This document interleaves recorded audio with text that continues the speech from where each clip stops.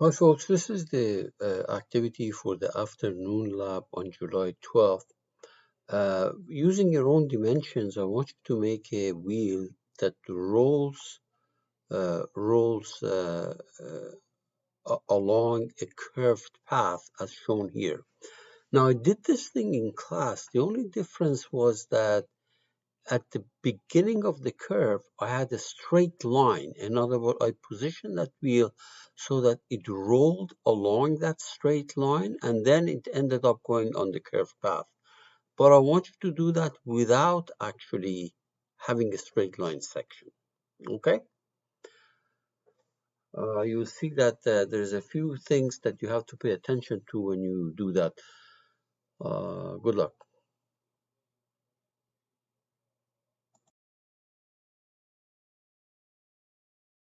Immediately save it. Okay, in this folder,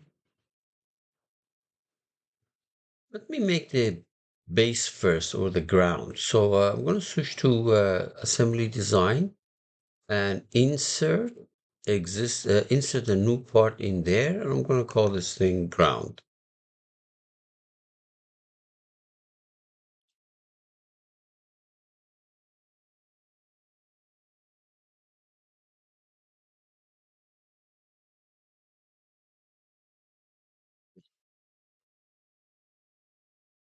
Let's make it. Double click on this horizontal plane. I will sketch a rectangle, exit, pad it, say fine. Now on it, I'm going to draw a path. For example, I can use a spline if I want to. Exit. And there is my path. Okay. Uh, that's pretty much it as far as uh, this. So we created that sketch. I would like to translate this thing upward. Translate this thing upward by uh, a certain distance. For example, maybe 5 millimeter or something like that. So let me do that. Uh, what Because I want to translate this, I have to go to generative shape design. So we will switch to uh, shape design. This is where we have a translate for surfaces and wireframes and things like that. So look under transformation, just translate. No, that's symmetry. So translate is somewhere else. Let's find out where it is. Maybe that is the one. Translate right there. Translate this curve in the direction Z, and let me make this thing 10 millimeters, so how it looks like 10. Preview. Okay, that's good. 10. Remember, this is 10 millimeters. Very good. You'll see why we need it later on. All right, so let's go all the way to the top, save everything, and then insert a new part. That's going to be my wheel. Say no. I'm going to call this thing the wheel. Right click properties, wheel,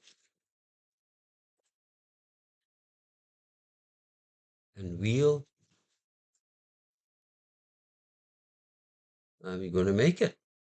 So double click on the wheel on a convenient plane. So for example, on this vertical plane, I will sketch a circle like that. I'm going to make this radius 10 millimeters. Remember, I translated that guy by 10 millimeters. So this is going to be, going to make radius of 10 millimeters. Okay. And just so that I can see the rolling motion, I'm going to make a little indentation here so that later on when I make this thing move, I can see it actually roll. Exit and Where are we here? Padded. Now, pad, of course, is not here, so you have to go to part design, and then we pad it. I'll make this thing maybe 5 millimeter. This is how my wheel is going to look like. Okay, and I'm going to create a point right at the center of this. You'll see why later on. So while I'm in this wheel, I'm going to make a point. The method that I use is called the circle of the center of the circle right there. All right, couple of things.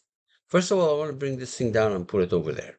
Okay, so we have to go to the assembly, save everything. All right, and then I'm going to say, okay, let's fix the ground. I'm going to fix the ground. The ground is fixed. Okay, and then I'm going to say contact between this face and that face. And if internal doesn't work, we make it external. I'm sure we will have to make it external. Update. You can see that if it was internal, it'll go through it. Now I want to put this point coincident with this. Okay, so we're going to make a coincidence between this point and that point. Okay, very good. Now that point stays on this curve, no doubt about it. But this circle must roll on that, but it has to be tangent to it. The question is, how do I make it tangent? There are many ways of doing it. Here's the way I'm going to make it. So first of all, I save everything. I'm going to go to uh, the base. I'm going to go to the base or the ground. A couple of things I'm going to do. Number one, I'm going to make a line in this direction vertically up. Okay, so I'm going to make a line, point and direction. The point starts here. You'll see why I need that in a minute. And direction upward, but it doesn't really matter how much. Okay, so whatever that thing is, so that's really irrelevant. But just so that you can see better, I'll make it 30. So I created a line that is basically perpendicular to the surface. Then I'm going to make a plane. This is all happening in the ground. I'm going to make a plane perpendicular to that curve. So here is a reference elements. We are in part design, so there is reference elements right there. And the method is normal to a curve, and the curve is this, and the point is that. No problem. So this curve, this plane is normal to that. Now, I want, if I took a plane that's 90 degrees to that, automatically it becomes tangent to that curve. So let's create it. Another plane, create another plane, but the method that you want to use it is called angle and normal to a plane. Click on it and read it carefully. Rotation axis. Rotation axis is this line. Reference plane is this line. So I want to take this and rotate it, and I want to go by 90 degrees. There. You see, now I have a plane that is at 90 degrees. This plane, you can see that right there, right there, and it's tangent to that. So now I can say, okay, why don't we go to the assembly design, and we make this plane coincident with that tangent plane that we made. So we're going to say coincidence between this plane and that plane. And we say, okay, let's see if it works. Yep. Now you can see it's tangent to that. Excellent. All the way to the top. Save everything. And we're ready to roll. Okay. Go to the digital mockup. Get the magic wand out. New mechanism. Auto create. Okay. See what kind of a joint you've got.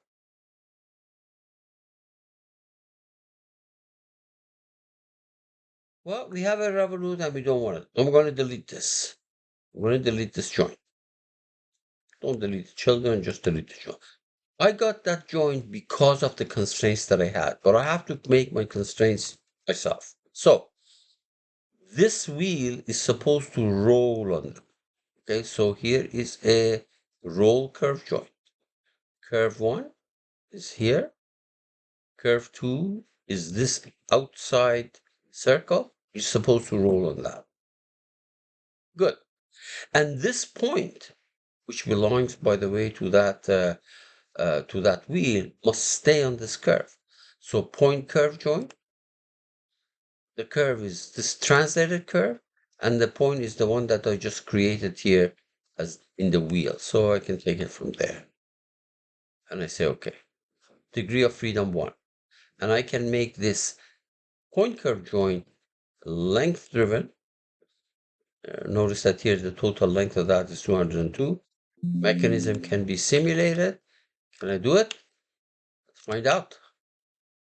So let's do that manually, no physics here. Can we make basically a cartoon? Yep, you can see that. You see? Very good. Okay. And yeah, that takes care of this uh, activity. And notice that the steps are identical to what I did in the class when I drew a line. Identical. All right, folks. Good luck.